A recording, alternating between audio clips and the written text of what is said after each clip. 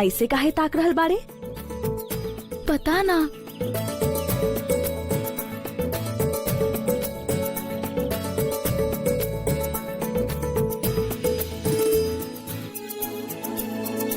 ई छत काहे नाप रहल बाड़े?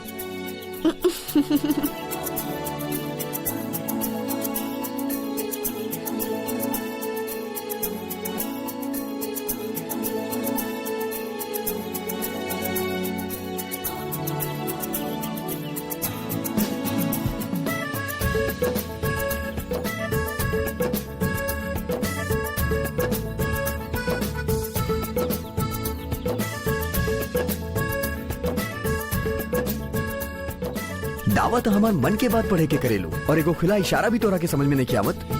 अब आ ही गेल बड़ तो सीधा सीधा बोल, का भइल? का भइल? तू दोनों बात कर, हम चलतानी। अरे कौनो बात नहीं के करे के बा हमरा इनकरा से, लेकिन रउआ नजमा खातून आज हम इनकरा से ना रउआ से रूबरू होके आइल बानी और रउआ बानी की तशरीफ ले जा रहल बानी। अरे तनी रुकी,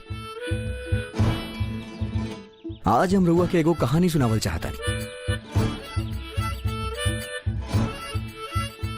गौर से सुनब, काहे कि आखिर में हम रउआ से एगो सवाल भी करब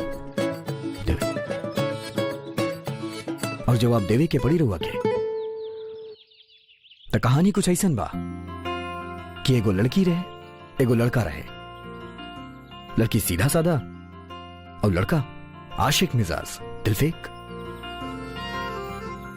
पर फिर भी पक्का दोस्त खातिर हमेशा हाजिर रहत रहे। ओकर मदद खातिर कबू ना चुकत रहे, चाहे ओकर प्रॉब्लम छोट से छोट होके, चाहे पहाड़ जितना बड़, चाहे ओकर टीचर के डांट से बचावल होके, या फिर कॉलेज जाए खातिर ओकर होके वाले पति से परमिशन दिलावल हो।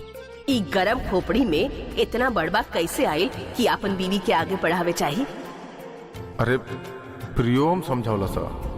यहाँ तक कि अपन बाप से डांट खाके लड़की उदास रहे तो ओकरा हंसावत भी उहे रहे, लेकिन वो लड़का से जब देखा तब बात या बिना बात के लड़ पड़त रहे। अरे डांट भी देते रहे ओकरा, और ये मासूम मतलब ऊ मासूम बस चुपचाप सुनत रहे। लेकिन एक दिन ऊ भइल जो लड़का कबो सोच भी ना सकत रहे। वो लड़की एक ही पल में अपन सबसे प्यारा दोस्त के पराया कर देलस। बचपन से हमेशा अपन दिल के बात सिर्फ ओकरा ही बतावत रहे, लेकिन वो दिन वो अपन दिल की बात ओकरा से छुपौलस और केहू और के बतौलस। जब ये बात लड़का के पता चलल तो ओकरा बहुत बुरा लगल। अब रउआ ही बताई कि सही बा के गलत? गलत बा ना? अब बताई रउआ नजमा खातून कि लड़का के अब का करे के चाहिए? हम तोहरा से तो हम बात ही नहीं की करत।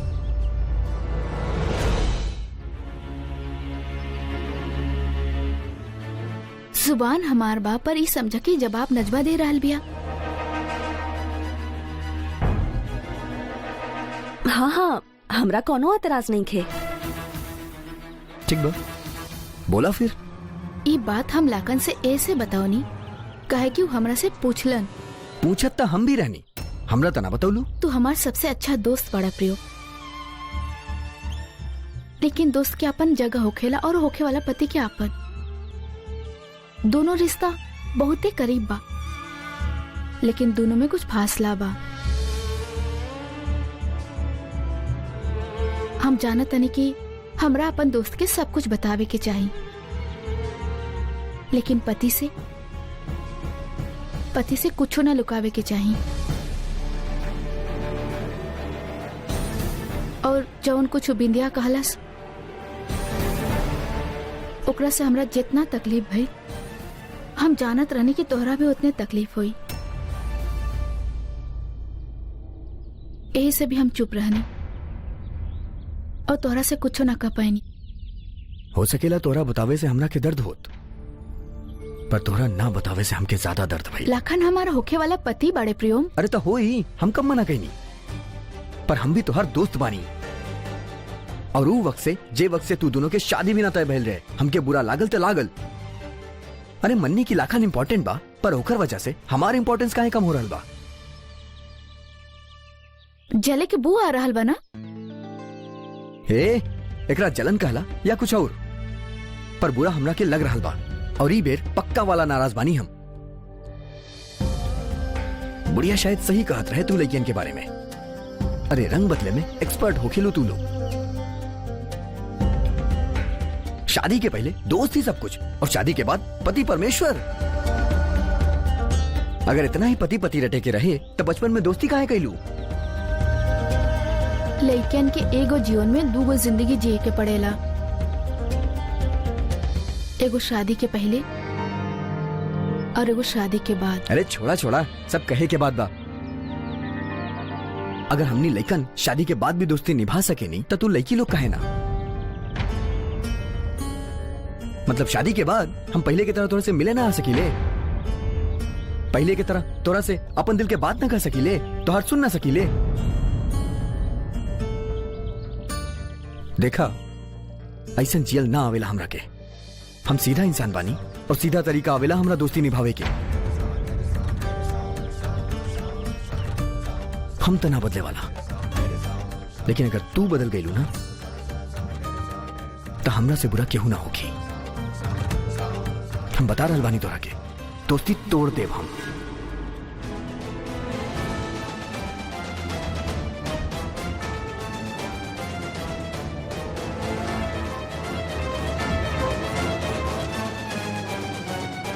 हेलो,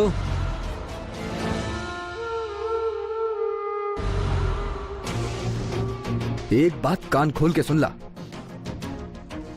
हम तोहार और पूनम के शादी से बहुत खुश बानी, लेकिन इस शादी के रत्ती भर भी असर हमार तोहार दोस्ती या हमार और पूनम के दोस्ती पर भी ना पड़े के चाहिए। खास तौर पर क्लियर कर रहल बानी, जौन कुछ भी भइल ओकरा से हमार बचपन के दोस्त तनी उदास भी है। और तोरा हंसावल तो आवेला ना, पर आज फॉर अ चेंज तनी एक्स्ट्रा प्यार जता के ओकर चेहरा पे मुस्कुराहट ले आइया। रिक्वेस्ट बा हमार।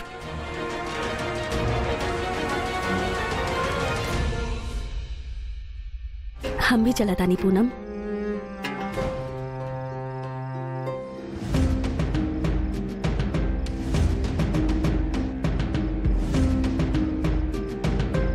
आवा हमारा साथे।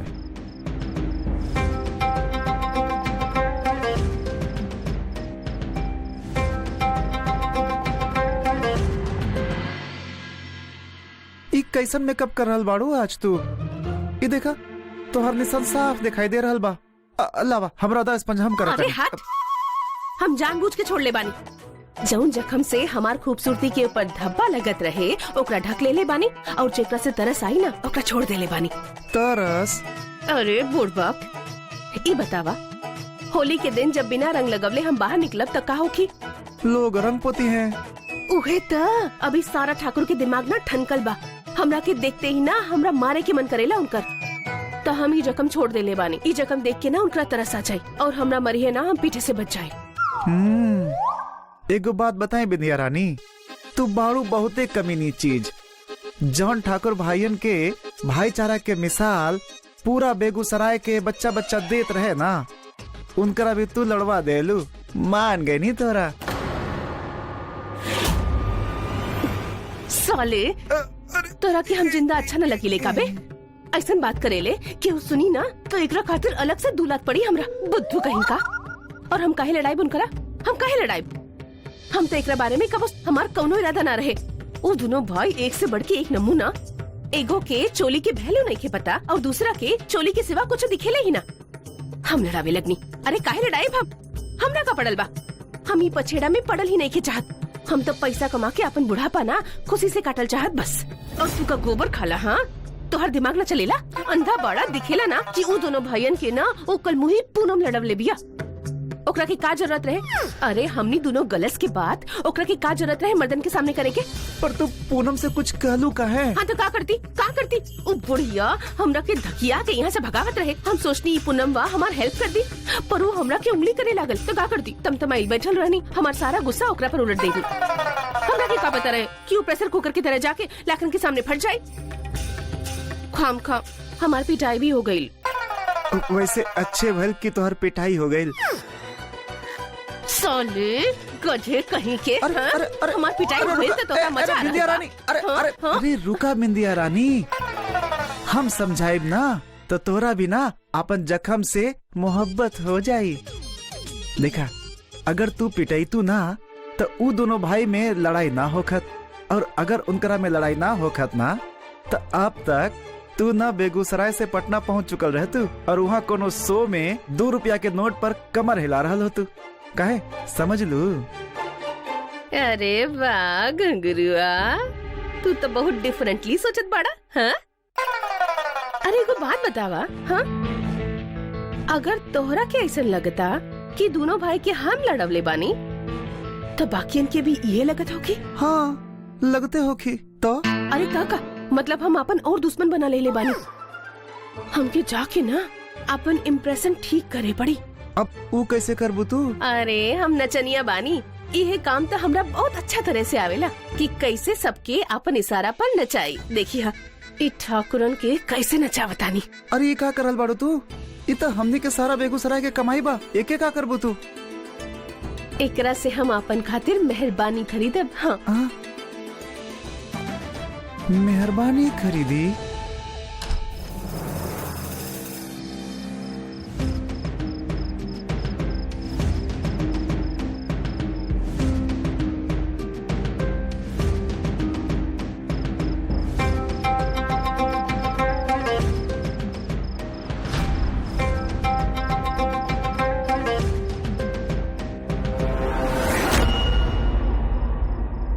ओइजा खड़ा हो जाई।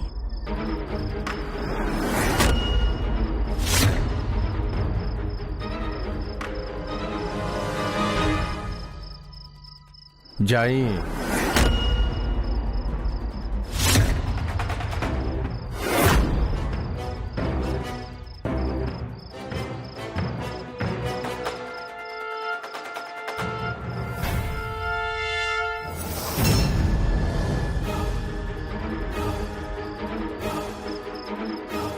अब नल खोली।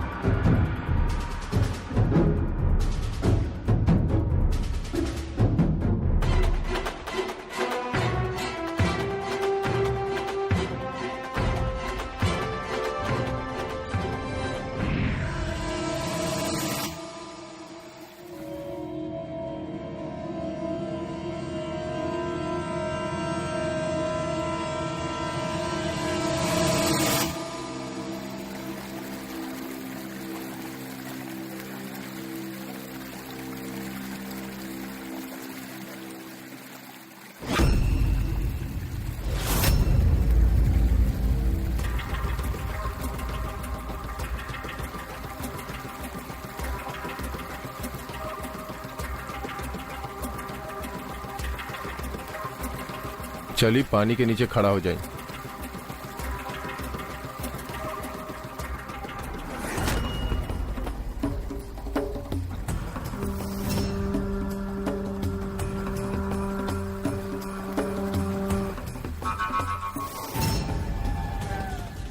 लगता चाची ठीक से कान में तेल नहीं डल ले। सुनाई ना देता? होखे वाला पति बानी, ऑर्डर दे रहल बानी।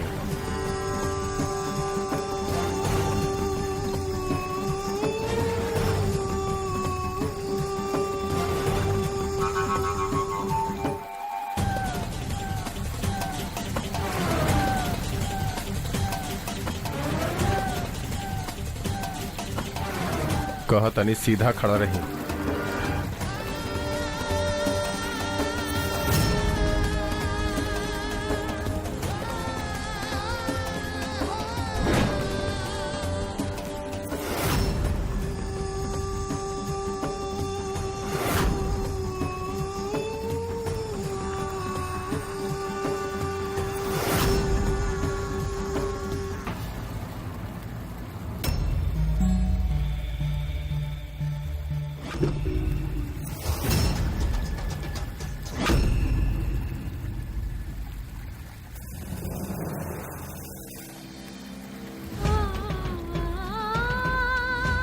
का लगता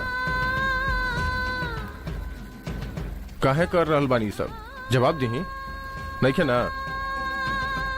जितना दिमाग पढ़ाई में लगावे नी उतना ही दिमाग व्यवहार सीखे में लगौती ना, तो आज ही दिन ना देखे के पड़त रहुआ के। इतना बेइज्जती ना हो हमार ना। हाथ लगा के दिखाओ बिंदिया के। दुनिया तो बहुत दूर के बात बा, अब तक बिंदिया बेगूसराय से भी ना जाई।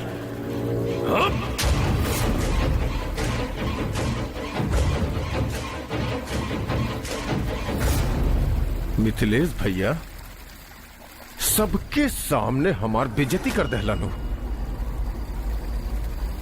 ओकरे सजा बाई प्रियम के काबा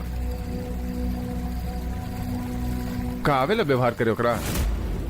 सबके साथे बस हंसत गावत रहेला। लइका बाऊ, लेकिन रउआ तो लइकी बानी ना, रउआ के तो समझे के चाहिए। हमी नईखी कहत कि राउर और प्रियम के रिश्ता में कोनो खोट बा। भाई बा हमार, राउर बारे में कुछ उल्टा सीधा सोचे ओकरा से पहले अपन गला काट ली। जाना तानी और ये भी जाना तानी कि राउर दिल में हमरा अलावा केहू बस ना सकेला। हम आज तक राउर और प्रियम के दोस्ती पर कबो उंगली नहीं उठौले, पर कतई बर्दाश्त ना करब कि केहू हमार चाहे हमारी इज्जत के ऊपर उंगली उठावे, बेगूसराय में खुसुर फुसुर होके। हम आज तक राउर और प्रियम के दोस्ती पर कबो उंगली ना उठौनी, पर कतई बर्दाश्त ना करब कि केहू हमार और हमारी इज्जत के ऊपर उंगली उठावे, बेगूसराय में खुसर फुसर होके। आंख नीचे, आंख निकाले। अब हम कंट्रोल में रहल सीखा। अपन होके वाली जोरू तो संभलत नहीं के तोहरा से धंधा का संभली। साला अगर के हुई कही ना कि लाखन ठाकुर अपन होके वाली जोरू के संभाल ना सकेला, खुश ना रख सकेला, कैसन लागी सुन के रहुआ के? 2 टका के नचनिया साला हमार होके वाला धर्म पत्नी के उल्टा सीधा बोल देलस और हम कुछ ना कर पाऊनी। बिंदिया बेगूसराय से ना जाई पापा। 2 दिन पहले हम बिंदिया के जबान दे चुकल बानी कि लाखन और पूनम के शादी के जश्न में नचला के बाद ही वो बेगूसराय से जाई। बेगूसराय में रह रहल बिया, हमार घरे रह रहल बिया, सर उठा के रह रहल बिया और हमार शादी में नाची हूँ।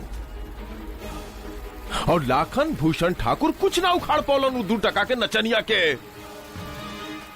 अरे का औकात रह गई हमार? साला जौन लोगन के काल फटत रहे हमरा से, सब सर उठा के चलिए ऐसे हमरा सामने। पूरा बेगूसराय नपुंसक कही हमरा के। क्या कर गलती बा?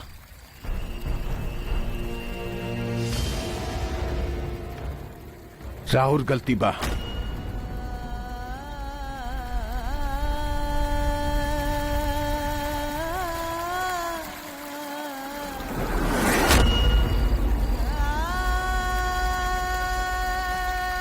तक खड़ा रही ओइजे जब तक राउर मोट बुद्धि से ई परत धोआ न जाए।